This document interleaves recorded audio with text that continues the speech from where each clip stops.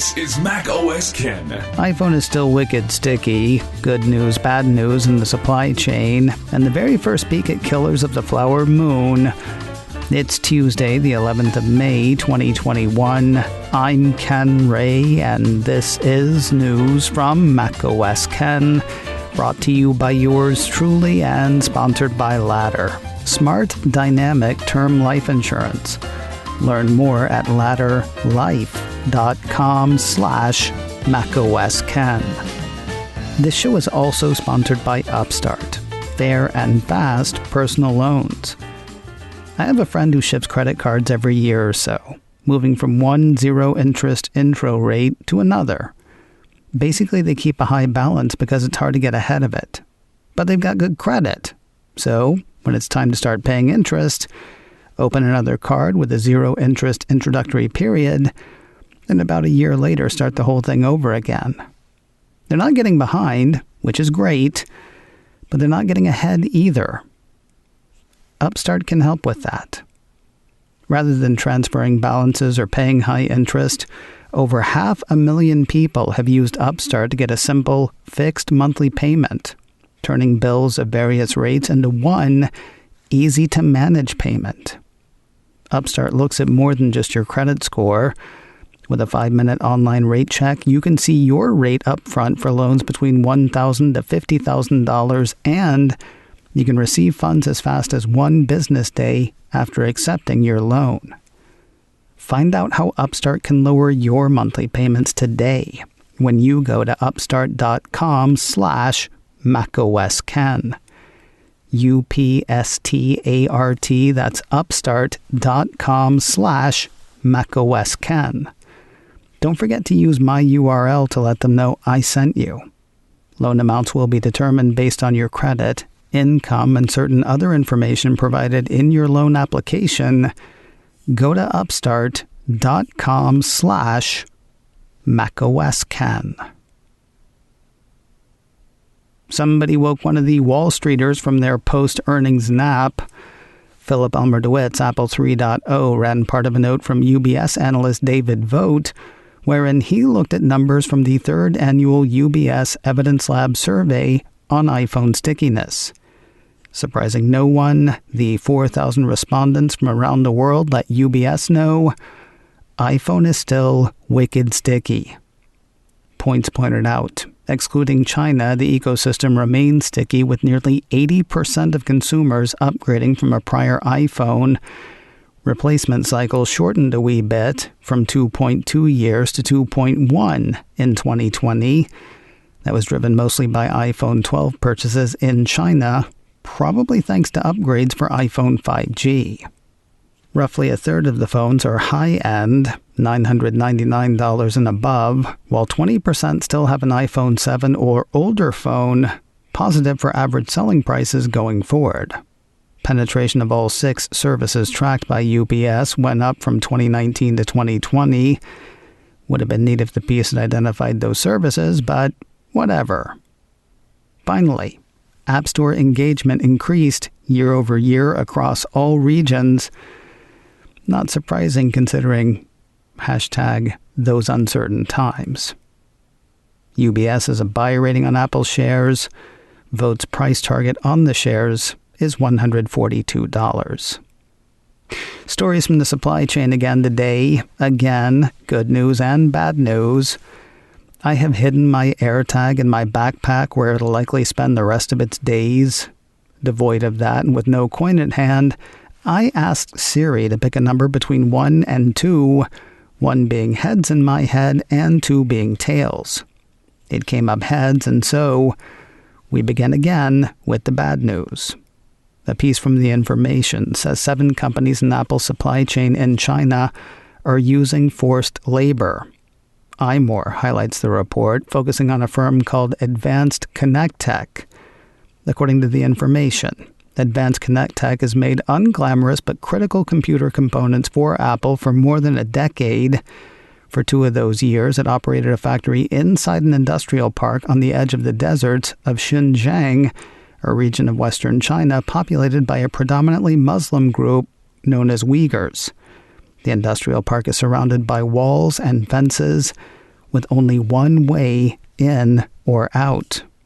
Cult of Mac picks up another passage from the information, quoting that next to the industrial park was a large compound identified by a satellite imagery researcher as a detention center where the factory workers lived. The researcher, from an Australian think tank, said almost no other factories in Xinjiang have these characteristics, except for industrial parks where there is detainee labor. Not surprisingly, Apple has responded to the report, denying the allegations. Responding to the information, Apple said, looking for the presence of forced labor as part of every assessment we conduct in every country where we do business. It added that despite the restrictions of COVID-19, Apple undertook further investigations and found no evidence of forced labor anywhere it operates. We will continue doing all we can to protect workers and ensure they are treated with dignity and respect. iMore points out that Apple isn't the only firm supplied by the 7 companies in question. At least some of those firms are also in the supply chains of Facebook, Google, and Microsoft, according to the report. On now to the good news from the supply chain. Assuming you're into job creation, Apple things, and the future of those things. Apple's gone back to its advanced manufacturing fund and pulled out another $45 million for Corning. Corning makes precision glass for iPhone, iPad, and Apple Watch. In a press release, the Cupertino company said the $45 million in funding will expand Corning's manufacturing capacity in the U.S. and drive research and development into innovative new technologies that support durability and long-lasting product life. Maddeningly vague. Then again, they're the ones who brought us Gorilla Glass back in the day and the ceramic shield gracing the displays of the latest round of iPhones, so it's not too tough to guess what they're driving at. Seeming to support that, Apple COO Jeff Williams was quoted in the press release saying, Apple and Corning have a long history of working together to accomplish the impossible. From the very first iPhone glass to the revolutionary ceramic shield on the iPhone 12 lineup, our collaboration has changed the landscape of smartphone cover design and durability. This is far from Corning's first dip into Apple's advanced manufacturing fund. According to the press release, Corning's already received $450 million from Apple's $5 billion advanced manufacturing fund over the last 4 years. That helps support over 1,000 Corning jobs at the company's Harrodsburg, Kentucky plant, as well as other facilities. From things we can hold to things that run the things we can hold, Apple's hit developers with a new round of betas. iDownload blog says Apple on Monday seeded third betas of iOS 14.6, iPadOS 14.6, macOS 11.4, watchOS 7.5, and tvOS 14.6 to the dev types. Monday afternoon, MacRumors had updated its story on the iOS and iPadOS betas to say that versions were out for public beta testers as well. One assumes more or all of the rest will be out to public testers as well by the time this gets to you. Apple TV is getting more talkative.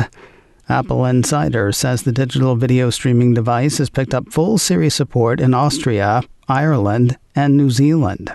People in Ireland and New Zealand can use the functionality to search for movies and TV shows in English, while folks in Austria can do the same in German.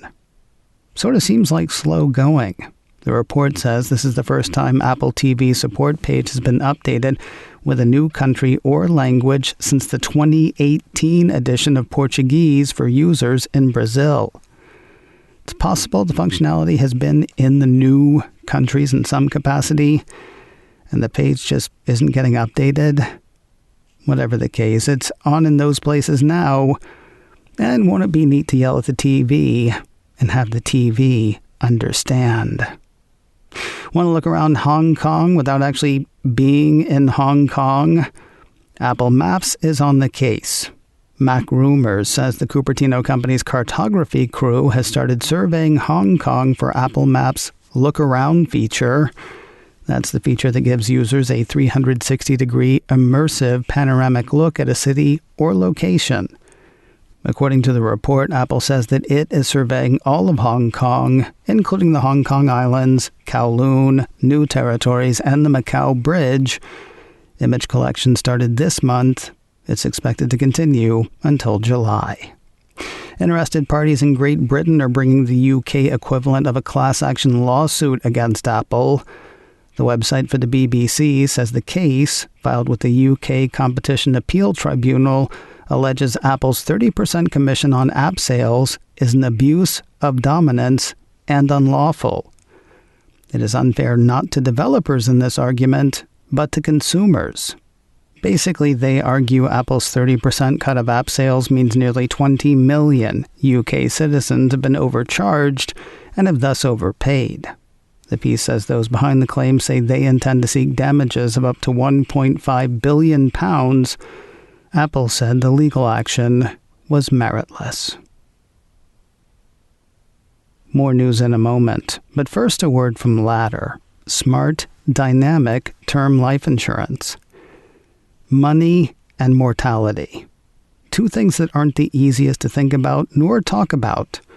That's partly because nobody wants to think about dying and partly because nobody likes to worry. Let Ladder take some of that worry away. That's why people get life insurance, especially term coverage, which is surprisingly affordable. You pay a bit each month to protect the ones you love. One less thing about which to worry. Ladder makes it impressively fast and easy to get covered. You just need a few minutes and a phone or a laptop to apply. Ladder's smart algorithms work in real time, so you'll find out instantly if you're approved and how much various levels of coverage will cost. There are no hidden fees, and you can cancel anytime. So check out Ladder today to see if you're instantly approved.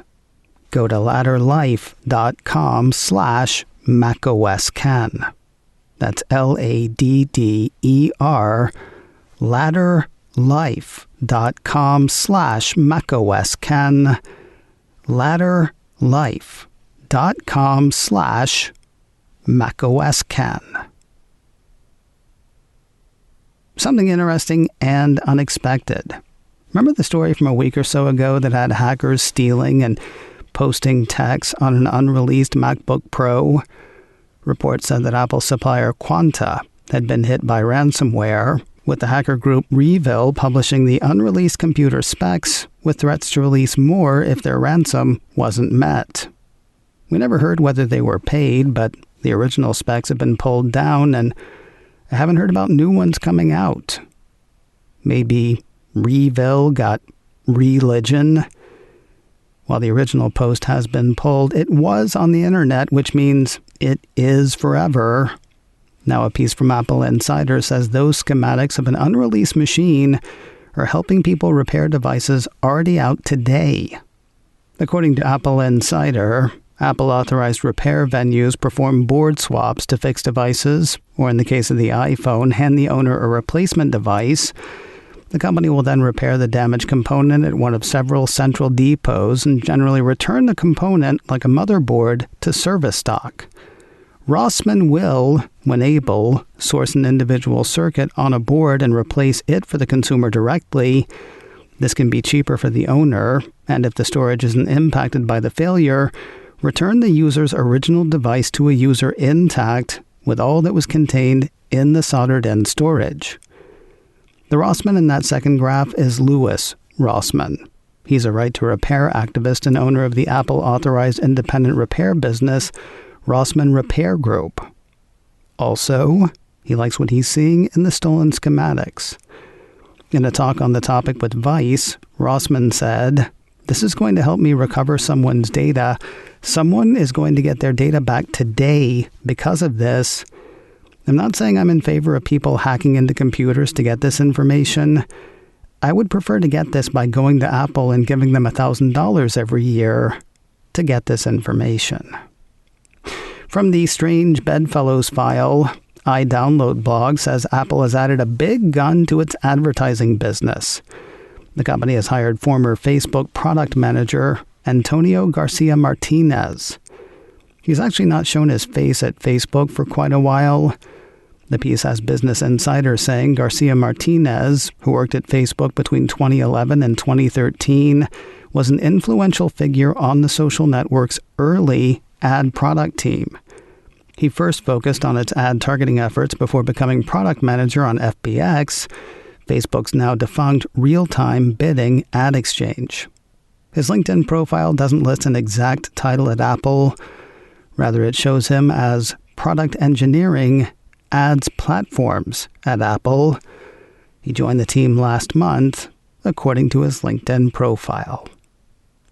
There's finally an actual official date for the Oprah Winfrey Prince Harry Mental Wellness series, and it gets a name too. The Mac Observer says the show is called The Me You Can't See. According to the piece, the mental health series partnered with 14 accredited experts and organizations to highlight different pathways to treatment. Commenting on the show, Winfrey is quoted as saying, "Now more than ever, there is an immediate need to replace the shame surrounding mental health with wisdom, compassion, and honesty." Meanwhile, Prince Harry is quoted as saying, "The majority of us carry some form of unresolved trauma, loss, or grief, which feels and is very personal. Yet the last year has shown us that we are all in this together, and my hope is that this series will show there is power in vulnerability, connection in empathy, and strength in honesty." The show will apparently feature global citizens of whom we have not heard, as well as a few of whom we have. High-profile guests will include Lady Gaga, Glenn Close, Phoenix Suns' Langston Galloway, and mental health advocate and speaker Zach Williams, among others. The Me You Can't See will hit the Cupertino streamer on the 21st of May. And finally today, two really exciting things around Apple's biggest movie deal so far. The first is art, and the second is where we got the art. Apple has shared one picture from the upcoming film Killers of the Flower Moon. That's the one directed by Martin Scorsese, starring Robert De Niro, Jesse Plemons, Leonardo DiCaprio, and Lily Gladstone, among others. According to the site Osage News, Killers of the Flower Moon is based on David Grann's highly praised bestseller of the same name. Set in 1920s Oklahoma, the film depicts the serial murder of members of the oil-wealthy Osage Nation, a string of brutal crimes that came to be known as the Reign of Terror. I read the first quarter of that book. It was really well written, incredibly compelling, and really very depressing. So I stopped. You'll forgive me. That was around the start of the pandemic. I may go back to it. Where we got the art was from Osage News, which lists itself as an independent news organization striving to report news and information with fairness and balance. While being the official news organization of the Osage Nation, they say they base their news judgments on their loyalties to their readers and Osage citizens, and are not directly beholden to the executive, legislative, or judicial branches of the Osage Nation. I love their site. I love that their site exists. I love the insight they bring to the single picture Apple shared with them. And I love that Apple shared the first picture from the film with Osage News, not Variety or The Hollywood Reporter. OsageNews.org. I love that their site is out there. Coming up in a few minutes, we are spending the rest of the week with Rob Walsh. App tracking transparency is on, unless you've turned it off, in which case, it's on. The opt-in world is news to Rob Walsh in a few minutes. Look for it, follow it, listen to it, wherever you do whatever you do with podcasts. macOS Ken, brought to you by me and sponsored by Ladder, smart, dynamic term life insurance. Learn more at ladderlife.com/macOSKen. This show is also sponsored by Upstart. fair and fast personal loans. Learn more and check your rate at upstart.com/macOSken.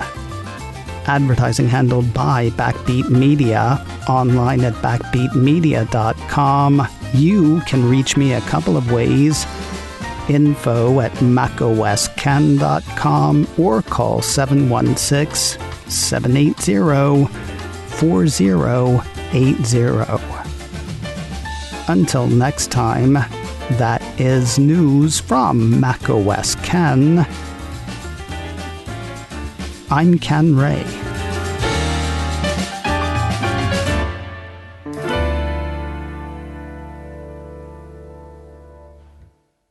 Ciao.